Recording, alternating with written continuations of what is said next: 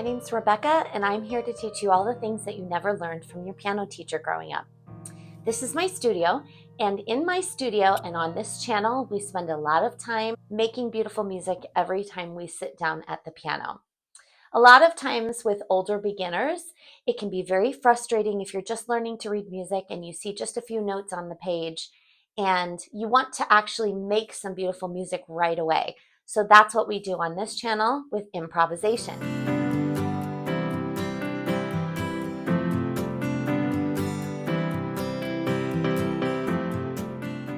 As you know, I'm pretty new to YouTube within the past couple of months, but it's been already such a great experience to have new people join my studio.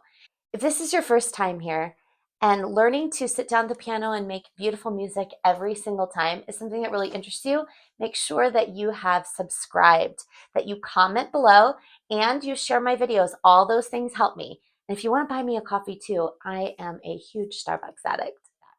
We've been working our way through the circle of fifths. The circle of fifths is an amazing tool that teaches us all the major and minor keys that are on the piano, as well as chords and key signatures. It's really one of my favorite things to use in the studio. It helps with reading chord charts, with improvisation, and even with composition, which is a project that we're doing in the studio this year. So first we began by starting in the key of C major, which is all of the white keys between C and C. I like to start there because it's a great place for beginners. You don't have to worry about any of the black notes. But then we start to branch out into some of the other keys. So we started to go clockwise around the circle, which is going up a fifth every single time and adding a sharp to each key signature. But then I decided that we were going to go back and start going counterclockwise on the circle. And by doing it counterclockwise, you're going up a fourth and adding flats. So that's where we are today. So in this video, we're going to talk exactly about what are the different flats in the next key up, which is the key of B flat major, which means we actually begin on a black key. Seems intimidating to some people. However, with a little bit of practice, it's not going to be hard. I'm going to show you how to make a really cool melody with your right hand and then add it to the major chords in the left hand so that soon you'll be playing in a brand new key with your hands together in a step-by-step fashion. If this is your first time here, welcome. I've linked the playlist below in the description box. You might want to go back and start at the beginning and start in the key of C major before going on to the other ones. But this can also be a standalone video if you're just looking to play in a new key. So come over to the piano and I'll show you exactly what keys to play, which keys to avoid, and how to play the major chords in the key of B flat major. So here we are at the piano, and we're going to talk first about how to recognize the key of C major, because that's where we start on the circle of fifths. So for C major, we're just doing all of the notes between C and C with no black notes. Okay, so just the white notes. So here is, using one finger, I'm going to do the scale in the key of C major. And this is important, so stick with me.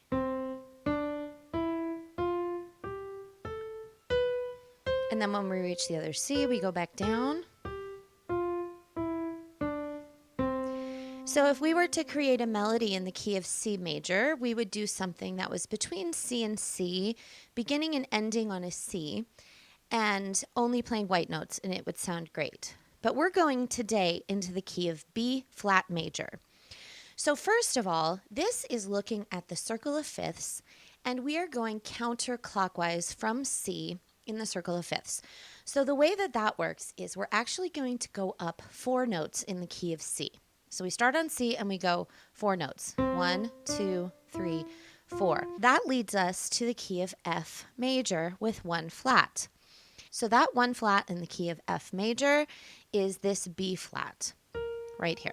So we do the F scale from F to F with a B flat in it. It's like this.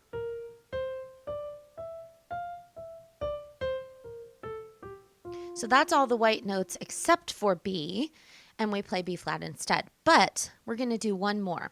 So now we're going to start on the key of F, and we're going to go up 4 notes in the key of F. So here we go, starting on F. And then in the key of F, our 4th note is a B flat. And that's where we are today. So the key of B flat is going to have a B flat, obviously, because that was in the key of F, but then we're going to add one more flat. By the way, if you would like to follow along with the Circle of Fifths tool, I do have it linked below for you as a free printable. So in the key of B flat, we have our B flat, but we also have one more flat, which is E flat.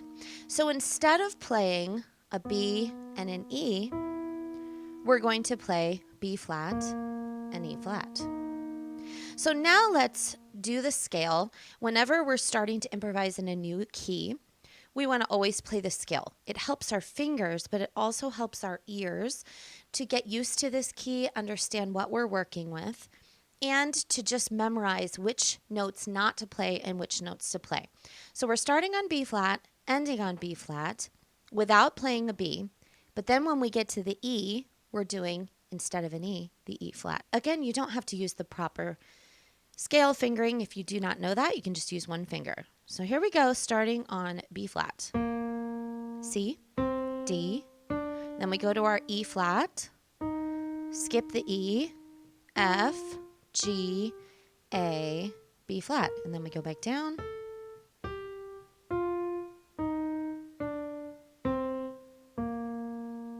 And if you're struggling to just remember which notes not to play and which notes to play, you can do that over and over again. You can play it with your right hand until you are prepared. Please ignore the writing that I have on my hand right now. Just notes to remember things for later. Okay. So whenever we make a melody, we want to begin and end on the note of our key. So for this key, we're going to start on a B flat and we're going to end on a B flat. And for right now, I want you to just think of an octave. An octave are those notes that we just played between B flat and B flat, and not go outside of that octave, because that's going to make our melody sound more cohesive. I'm going to use my right hand because that's how we're going to play. We're going to do our chords with our left hand and our melody with our right hand. So right now, let's make up a little melody in the key of B flat, beginning and ending on a B flat. Here we go.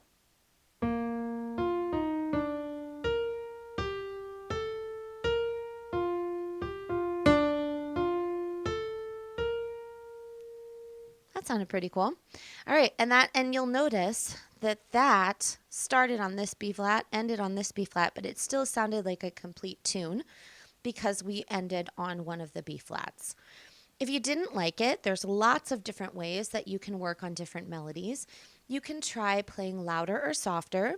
You can use legato, which is going nice and smooth and connected like this.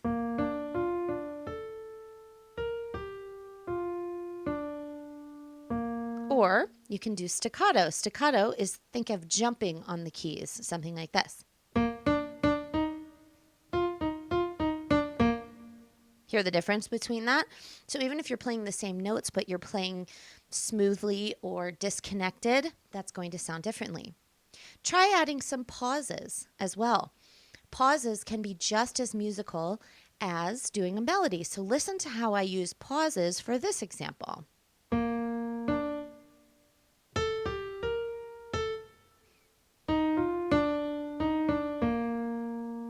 So those pauses are called rests, and that's a period of time when you are not playing a note, but that is still included in the melody. So there's lots of different ways to make melodies. So now let's go to the left hand and look at what some of our major chords in our left hand for the key of B flat major are.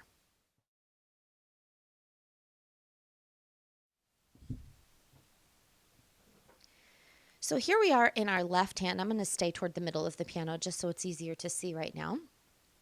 But this time, the chords may feel a little bit different than playing a chord in something like C major. So let's look at C really quickly. We make our chord. We have a C major chord, which is C, E, and G. Okay, and I like to think of that as a snowman note, or they're stacked on top of one another. That's the root position chord. Okay, so they're all kind of similar because they're white notes. But for this one, we're going to have our starting note be a B flat. So automatically it feels different than playing just the white keys. So the way that we come up with our root position chord for our one chord is we do our first note, which is B flat, and then we go up 3 notes of the scale. So this is 1, 2, 3. So we have a B flat and a D.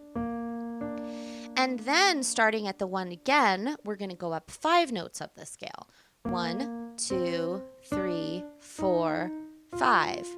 And that's an F. So we put all those together. We have B flat, D, and F. Now you can do any different number of finger patterns for your left hand. So you can do a 4-finger, 2-finger, 1-finger, or you can do 5, 3, and 1. That's what we're going to do right now because that's going to help us go into our next chord.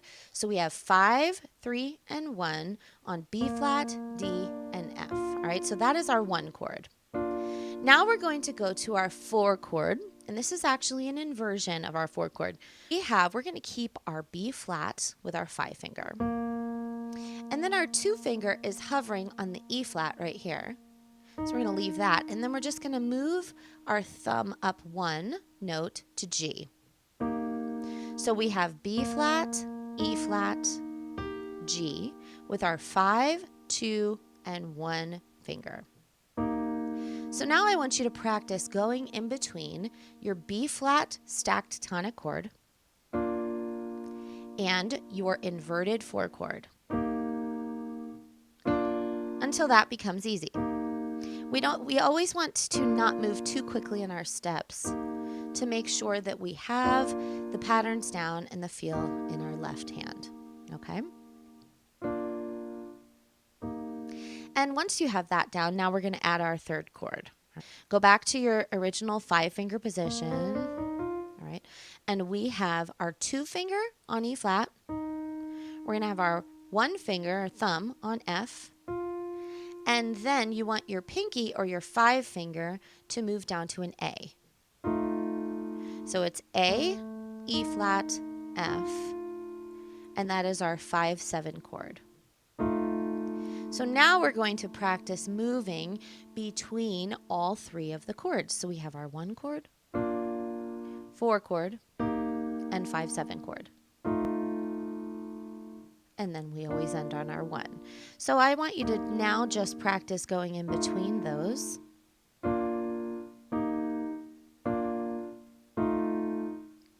Until you can kind of do it without flailing around and your fingers going everywhere and kind of second guessing. You want to have the movements of the chords down first before you add your right hand.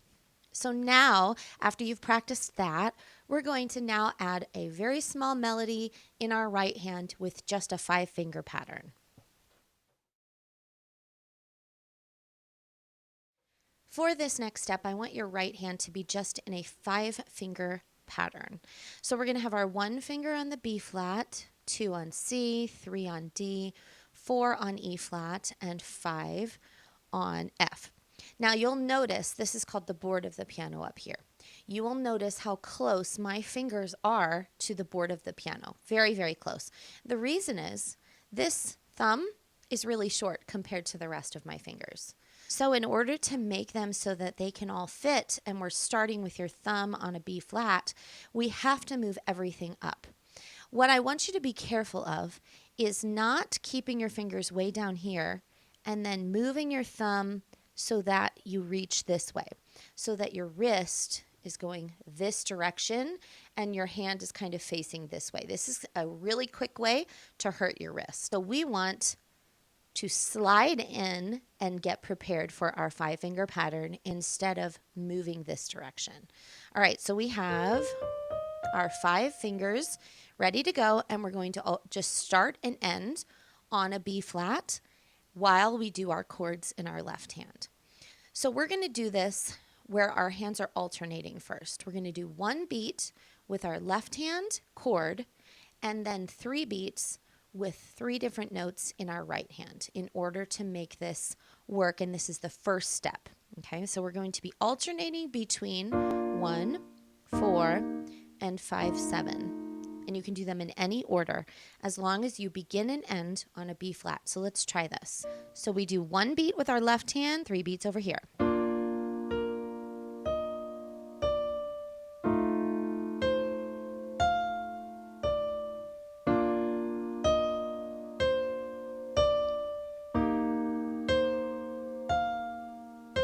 then end on 1. And I want you to stay here before we go into the next step if you're really having trouble moving the chords. That's the key, is stay at a step, go slowly. Don't imagine that you have to do complicated melodies at first until you get the changing of the chords. Once you have that down, where you are doing 1 beat in your left hand, 3 beats in your right hand, we're now going to extend it so that we have use of the whole octave in our right hand. Okay, so for this exercise, I'm going to move my hands down an octave so that we have more room to work. So this time, my right hand is going to be going in between these 2 B flats, anywhere in between there. Another thing that will help your melody sound great is to add the pedal. So this time I'm going to add the pedal, and I'm going to be going between the chords. Every time I move chord, my foot is going to come up off the pedal and then down so that it stops the sound in between each of the chords, but it will help your melody to sound good. So let's try a small melody this time, beginning on a B flat chord and beginning on a B flat here in the right hand. And let's try this.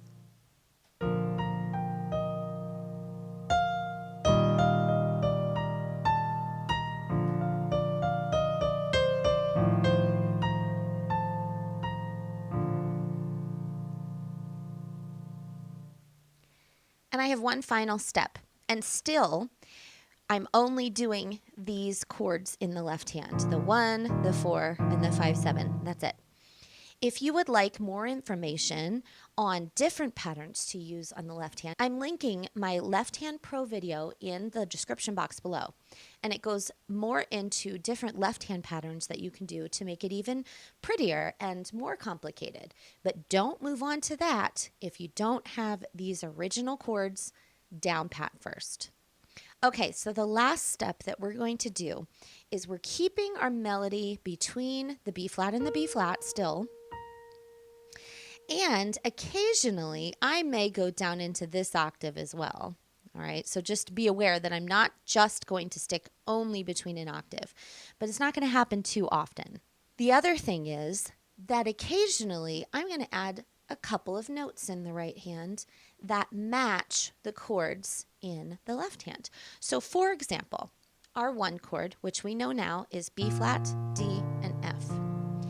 When I'm playing a B flat, D, and F in my left hand, I can also add those notes in the right hand, okay? So I can add any of those notes here. These are called inversions, where you're playing the same chord, but you are just doing different patterns of them. So as I make a melody in my right hand, if I can occasionally add a D, an F, or a B flat to that melody, it's going to fill in the sound even more. Okay, so this is once you are completely familiar with the chord changes, you've got the key of B flat down, then you can start doing this step to fill it in so it's not just one note in your right hand. So let's try something like this after you are prepared.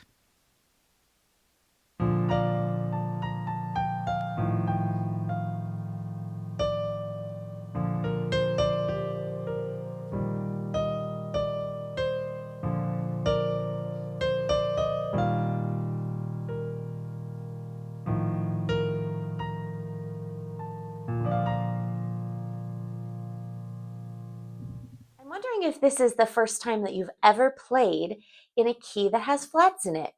Flats seem to be something that a lot of people struggle with, but you really don't need to. It's just kind of a flip in the way that we think of notes on the piano. Let me know below if this is your first time playing in the key of B flat major. We will continue on with the rest of the flat keys as we go, so stay tuned for more videos. Make sure you press the bell icon so you know when I upload new material, and I look forward to getting to know you even more.